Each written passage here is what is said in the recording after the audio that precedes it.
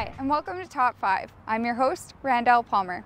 On today's show, we're going to take you on a historical journey through the Okanagan as we visit the top 5 places to discover Valley history. We reached out to local visitor centers, and here's what they picked.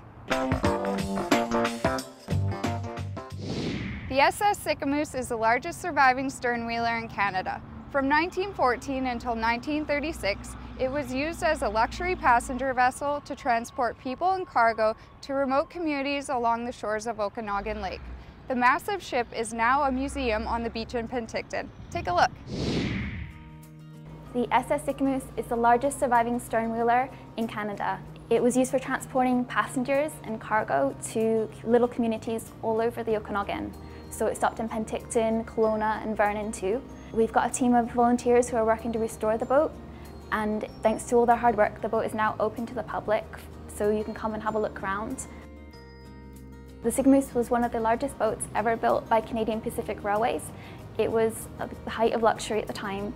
It had its own electricity and running water, which was really fancy because a lot of people didn't have that in their homes at the time. So they might come on for a trip, or they might come on just for like a miniature holiday because they didn't have the resources to be able to go further into Canada.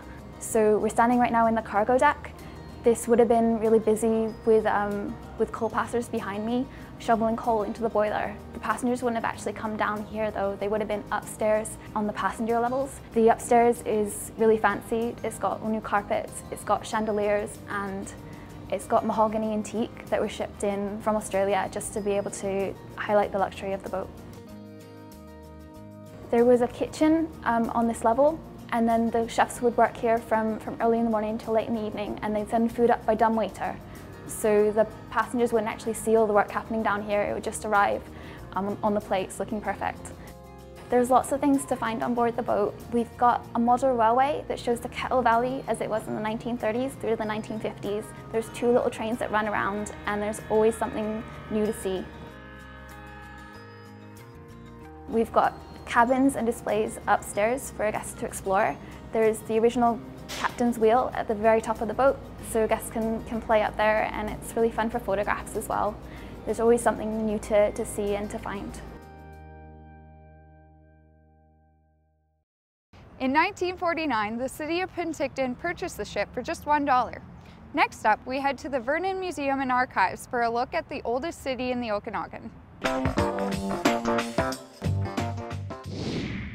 The Vernon Museum and Archives has a variety of things to offer the community. We act as a repository for all of the artifacts, as well as everything archival, all the paperwork, photographs, and so we are a curated storage of our past. And so if you're looking for information about your family, about your home, if you're curious why Vernon is located exactly where it is, you come to us. But we also act as a liaison, a facilitator, to tell stories and to tell different stories from different perspectives, from different people in our past. We kind of have it all here, be it industry or natural history. So we have some mammoth tusks and some information about the Ice Age, and then we go in and kind of evolve through the history of the community, ranching, gold rush, military, social history, how things are today, and that's what we're going to be working on and building up. We work with artists, and we work with authors, and we work with Michelle Lowry, who does the murals in town.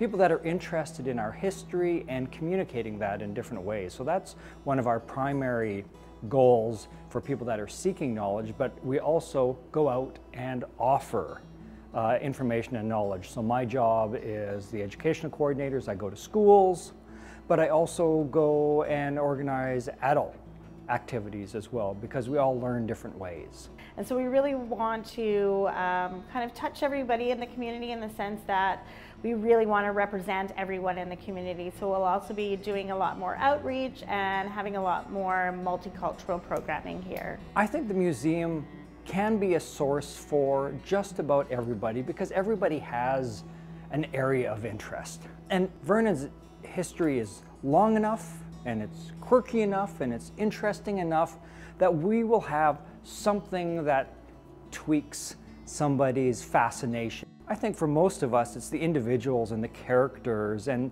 maybe our family, or whether there's some kind of connection. We can find that, talk to us, and we'll see if we can find something that will appeal to you in particular. An Okanagan historical tour would not be complete without a stop at OKeefe Ranch.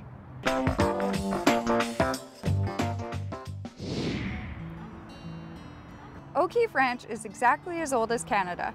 It was founded in 1867 by Cornelius O'Keefe, and today the historic site is a popular tourist attraction. It tells the story of what life was like in the Okanagan 140 years ago. By the turn of the century, the ranch covered 12,000 acres. Eventually, much of the land was sold, but the family continued ranching and lived in the home until modern times. The property is a living museum. Everything that's here is exactly as it was back then. The ranch has more than 7,000 artifacts in its collection. The museum archives are full of documents and photographs that all tell a piece of the story. From an old-fashioned schoolhouse with old-fashioned rules, 3,500 school-aged kids come here each year to learn. Enderby played a vital role in the development of the Okanagan Valley. Their local museum tells the story of how everything started. The Enderby Museum was actually started back in the early 70s with a high school project from Enderby Junior Senior High School. They collected all these stories, and then a few people in town, interested citizens, decided that it would be a good thing for Enderby to have a little museum. A lot of the artifacts we have are to do with the logging industry that was in Enderby, farming in and around Enderby. Enderby was a very flourishing community at the beginning of the century, the 1900s. We had a flour mill where apparently the flour, a lot of flour went to Japan, as Rogers Mills does now. We had a brickworks. All the brick buildings in Enderby come from Enderby brick. The clay along the riverbank made wonderful bricks. And some of the buildings, I believe, even in Armstrong and Vernon, come from Enderby brick. We have all the newspapers that were published in Enderby from 1904 to date. And we have quite a bit on families here that can be researched. The displays were set up originally by Joan Cowan, our first curator. She was here for 30 years and did an excellent job on setting up. She set up a kitchen with an eating area, stove, ice box. Most of the furniture in the living room comes from the Rosamond house. Well, they'll find a model train set that was set up by a high school student who is now out working. He's done an excellent job of what Enderby may have looked like in 1905, taken from pictures that we have. We also have over 7,000 photographs that the people of Enderby have donated to the museum. The Enderby District Museum is open from 12 noon to 4 p.m. Tuesday through Saturday. Come in and visit us. We'll help you. If one of us doesn't know something about Enderby, another person will. And we're free, so come in and we'd love to see you. The final stop on our top 5 list is the Okanagan Heritage Museum in Kelowna. Kelowna Museum Society operates 3 museums, and this is our flagship museum. The Okanagan Heritage Museum opened 50 years ago as the Kelowna Centennial Museum in 1967. That was a year when all across Canada museums were opening, centennial museums, and we here in Kelowna had our very own, finally a purpose-made museum.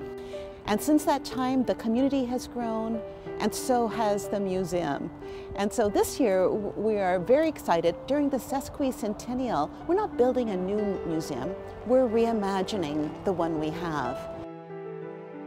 We are changing everything inside the Okanagan Heritage Museum. The entire permanent gallery is getting overhauled to reflect the needs of the community today.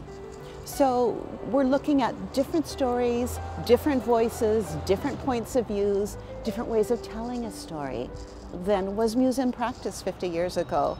In the changes we're making, we're hoping to provide new perspective on people and place in the Okanagan and provide such rich experiences that people will come up with their own meanings about place. At this museum, the Okanagan Heritage Museum, we're very interested in both the natural history and human history of the central Okanagan, and that is our focus. And again, that connection between people and place. People are noticing that one unique feature of this museum is our approach to display. We really dig deep and try to find the so what behind each of our exhibitions. And so they are thought-provoking, they are rich and fun. One of my favorite artifacts is a very simply built but well-built log cabin that we believe was built by Johnny McDougall 150 years ago. One of the first log cabins in the Okanagan, one of the oldest buildings in Kelowna. It's right inside the museum. Johnny was a Métis who was one of the first settlers to the area. He came with his First Nations wife and their children. Another favorite experience that people enjoy in the Heritage Museum is a brand new kwachi.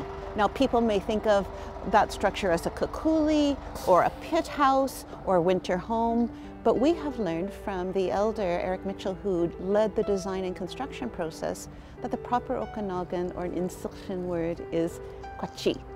And people can go right inside this kwachi, and if they're with a guide, they can even climb out again, but I'll let them find that out for themselves. One of the partnerships that we're very excited about is working with students at the University of British Columbia, Okanagan, and working with these talented students who are studying how to use communication technology and how to ask hard questions and tell a hard story. They're developing some of the interactive features that will be layered into the gallery as we go forward. The Okanagan Heritage Museum is open 6 days a week, 10 to 5. We also have a lot of programs, so I would love for people to check kelownamuseums.ca to learn all about the latest exhibitions, to learn about the programs, and to learn about the other museums in Kelowna that you can visit while you're here. Thank you so much for joining us on Top 5. We'd love to hear your feedback. Email or contact us on social media. I'm Randall Palmer. We'll see you next time.